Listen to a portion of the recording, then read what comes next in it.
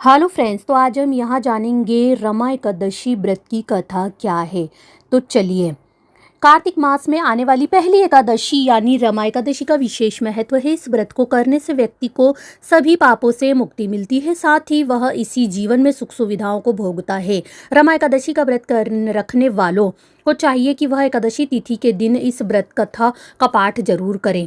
पद्म पुराण में वर्णित भगवान श्री कृष्ण द्वारा युधिष्ठिर को इस व्रत का महत्व बताया है। विस्तार से पढ़े रमा एकादशी व्रत की कथा। तो चलिए सुनिए रमा एकादशी की कथा। युधिष्ठिर ने पूछा, जनार्दन, मुझ पर आपका स्नेह है, अतः कृपा करके बताइए कार्तिकेय कृष्ण पक्ष में कौन सी एकादशी होती है। भगवान श्री कृष्ण बोले, राजन, कार्तिकेय कृष्ण पक्ष में जो परम कल्याणमयी एकादशी होती है वह रमा के नाम से विख्यात है। रमा परम उत्तम है और बड़े बड़े पापों को हरने वाली है। पूर्व काल में मुचुकुंद नाम से विख्यात एक राजा हो चुके हैं, जो भगवान श्री विष्णु के भक्त और सत्य प्रतिज्ञ थे। निष्कंठक राज्य का शासन करते हुए उस राजा के यहाँ नदियों में श्रेष्ठ चंद्रभागा कन्या के रूप में उत्पन्न हुई। राजा ने चंद्रसेन कुमार शोभन के साथ उसका विवाह कर दिया। एक समय की बात है, शोभन अपने ससुर के घर आए। उनके यहाँ दशमी का दिन आने पर समूचे नगर में ढिंढोरा पिटवाया जाता था कि एकादशी के दिन कोई भी भोजन न करे।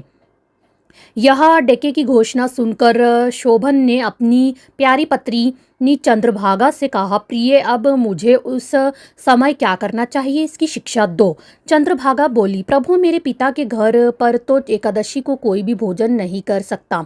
हाथी, घोड़े, हाथियों के बच्चे और अन्य पशु पक्षी भी अन्य घास तथा जल तक का आहार नहीं करते। फिर मनुष्य तथा मनुष्य एकादशी के दिन कैसे भोजन कर सकते हैं। प्राणनाथ, यदि आप भोजन करेंगे तो आपकी बड़ी निंदा होगी। इस प्रकार मन में विचार करके अपने चित्त को दृढ़ कीजिए। शोभन ने कहा, प्रिय, तुम्हारा कहना सत्व है, मैं भी आज उपवास करूंगा। देव का जैसे सा विधान है वैसा ही होगा। भगवान श्री कृष्ण कहते हैं। इस प्रकार दृढ़ निश्चय करके शोभन ने व्रत के नियम का पालन किया। क्षुधा से उनके शरीर में पीड़ा होने लगी, अतः वे बहुत दुखी हुए। भूख की चिंता में पड़े पड़े सूर्यास्त हो गया।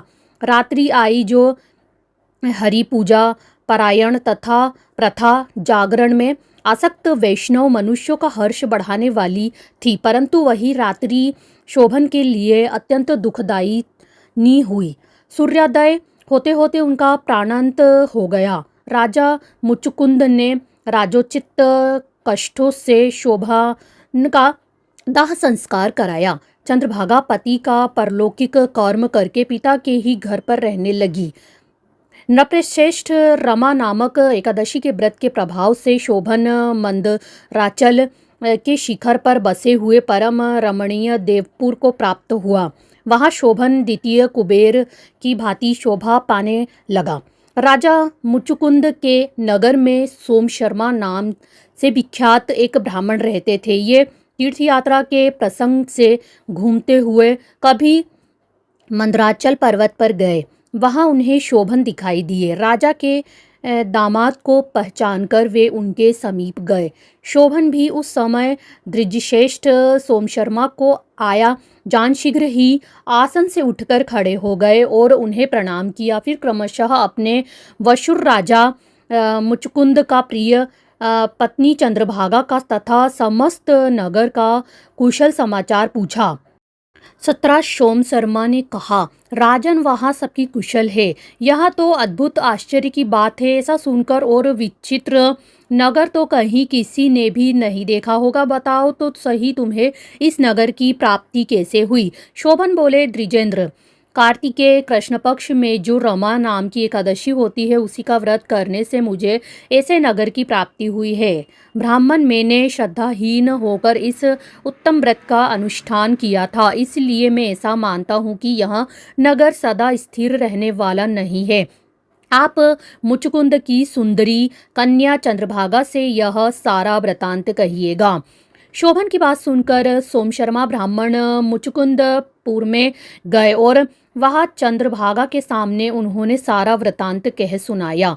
सोम शर्मा बोले, सुबह मैंने तुम्हारे पति को प्रत्यक्ष देखा है तथा इंद्रपुरी के समान उनके दूधर्ष नगर का भी अवलोकन किया है। वे उसे अस्थिर बतलाते थे, तुम उसको स्थिर बनाओ। चंद्रभागा ने कहा, ब्रह्मा, वे मेरे मन में पति के दर्शन की लालसा लगी हुई है। आप मुझे वहाँ लेकर चलिए, मैं अपने व्रत के पुण्य से उस नगर को स्थिर बनाऊंगी। भगवान श्री कृष्ण कहते हैं, राजन चंद्रभागा की बात सुनकर सोम शर्मा उसे साथ ले मंदराचल पर्वत के निकट वामदेव मुनि के आश्रम पर गए। वहाँ ऋषि के मंत्र की शक्ति तथा एकादशी सेवन के प्रभाव से चंद्रभागा का शरीर दिव्य हो गया तथा उसने दिव्य गति प्राप्त कर ली। इसके बाद वह पति के समीप गई। उस समय उसके नेत्र हर्षोल्लास से खिल रहे थे। अपनी प्रिय पत्नी को आई देख शोभन को बड़ी प्रसन्नता हुई। उन्होंने उसे बुलाकर अपने बाम भाग में सिंहासन पर बिठाया।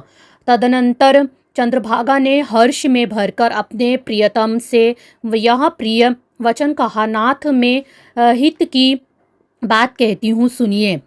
पिता के घर में रहते समय जब मेरी अवस्था 8 वर्ष से अधिक हो गई, तभी से लेकर आज तक मैंने तो जो एकादशी के व्रत किए हैं और उनसे मेरे भीतर जो पुण्य संचित हुआ है, उसके प्रभाव से जैसे यह नगर कल्प के अंत तक स्थिर रहेगा तथा सब प्रकार के मनोवांछित वैभव से समृद्धिशाली होगा।